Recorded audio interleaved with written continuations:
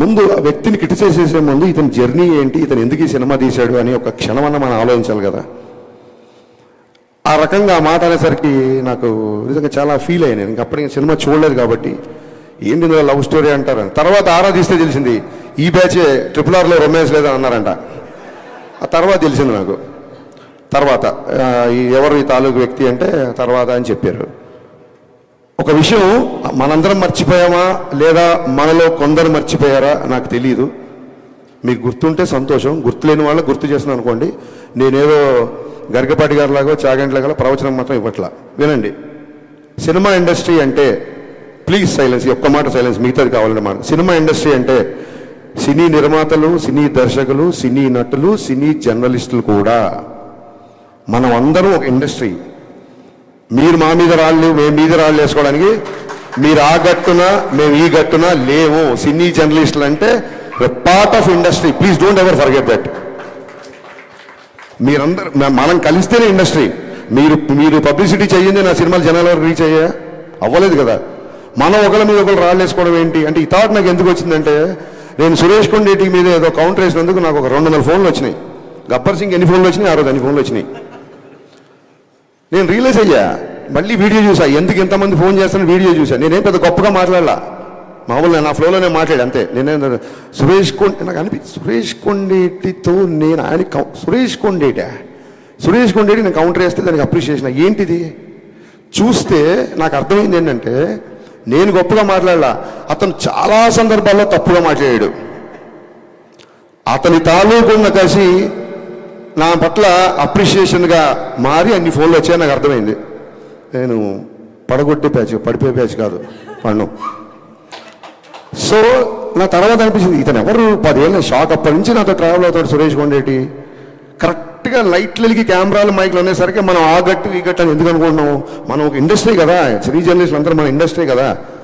I didn't enjoy it. Suresh కొండేటిని ఏదో counter వేసా 10 మంది ఫోన్ చేస్తే నేను దాన్ని ఎంజాయ్, నాకు చాలా బాధ వేసింది తర్వాత ఆలోచించుకుంటే. ఎందుకు అనవసరంగా మనం ఒక ఇండస్ట్రీ కదా, సోషల్ మీడియాలో బయట వాళ్ళు జనాలు మనం చూసి నవ్వుకోవడం ఏంటి అని అనిపించింది సీరియస్గా. మేము ఏ పొలిటికల్ ఎజెండా లేకుండా సినిమాలు తీస్తున్నామని చెప్పట్లా, తీయాలి అని చెప్తున్నా. మేము ఒక వ్యాపారం చేస్తాం. సినిమా ఫస్ట్ కళాత్మకత, రెండోది వ్యాపారం. నాకు రాజకీయ ప్రత్యర్థి పార్టీలు కూడా నా సినిమా చూడాలని కోరుకుంటా. అన్ని పార్టీల వాళ్ళు, కాంగ్రెస్ వాళ్ళు, టీఆర్ఎస్ వాళ్ళు, బీఆర్ఎస్ వాళ్ళు, బీజేపీ, వైసీపీ, నా సినిమా అందరూ చూడాలనుకుంటా. నేను ఒక వర్గాన్ని ఎందుకు దూరం చేసుకుంటా? నేను దూరం చేసుకునే ఆలోచన నాకు ఎందుకు ఉంటుంది? ఒకసారి నా ట్విట్టర్ హ్యాండిల్ చూడండి. పవన్ కళ్యాణ్ గారు క్లియర్గా చెప్పారు, your cinema director, stick to cinema. Janasena సంబంధించినవి కానీ, లేకపోతే ఇంకోటి సంబంధించినవి కానీ, లేకపోతే నా పద్ధతిలో అన్నారు కానీ మీరు ఎవరు రియాక్ట్ అవ్వాల్సిన అవసరం లేదు. మీ పని మీరు చేసుకుంటే చాలా క్లియర్గా చెప్పారు. ఎందుకంటే సినిమా చేస్తున్నప్పుడు సినిమా హౌస్ఫుల్ అవ్వాలనుకుంటాం. 10 మంది కాదు, 100 మంది, 1000 మంది, 1,00,000 మంది నా థియేటర్లో ఉండాలనుకుంటాను నేను. ఒక ప్రత్యేక ఎజెండా అంటే ఉండదు. నిన్న ట్వీట్ ఎందుకంటే బాధేసింది, అరే రెండో సినిమా చేస్తున్నాడు, మేము ఉన్నాం కదా బండబారిపోయి మీ మాటలకి, మీ ట్రోలింగ్లకి, మీ అన్నిటికీ మా మీద అయ్యండి సెటర్లు, మేము రెడీ. అతను రెండో సినిమా, ఒక అద్భుతమైన కెమెరామెన్ ప్యాషన్తో ఒక సినిమా తీశాడు.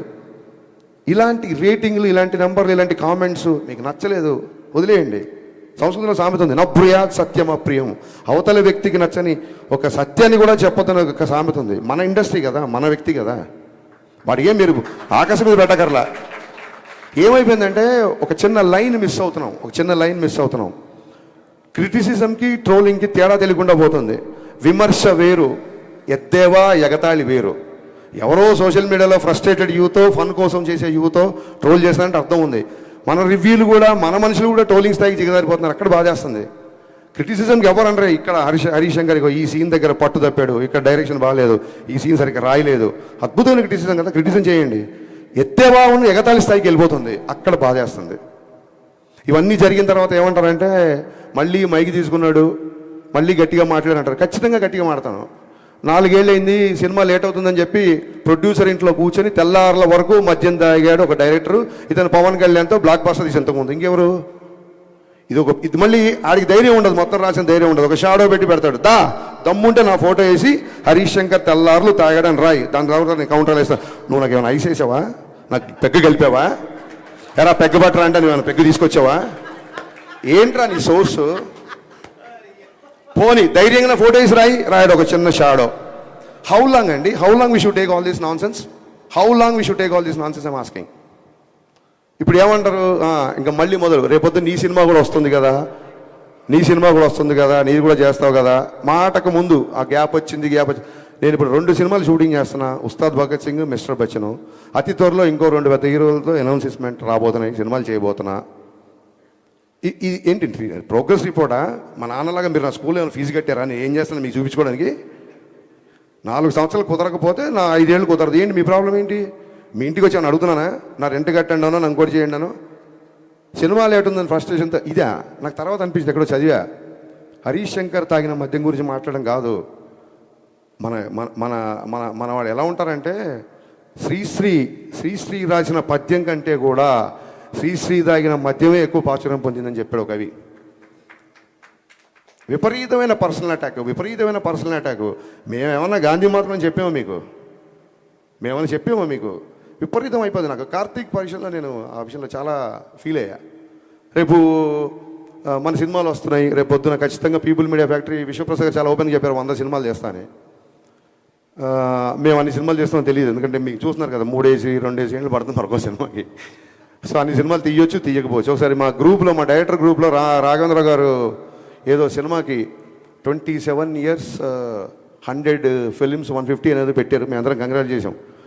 నేను అన్నాను, మేము 100 yearsలో కూడా 27 సినిమాలు తీయలేమేమో ఇప్పుడున్న పరిస్థితులు అని చెప్పాను. ఇక్కడ నెంబర్ ఆఫ్ సినిమాలు వస్తాయి. మాలో విషయం ఉన్నంత వరకు మేము నిలబడతాం.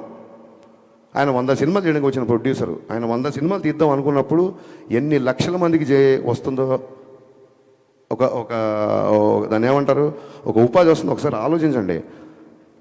సేవ్ టైగర్స్ కాదు, సేవ్ ప్రొడ్యూసర్స్. మనం మీడియా అవ్వచ్చు, మీరు అవ్వచ్చు, మేము అవ్వచ్చు.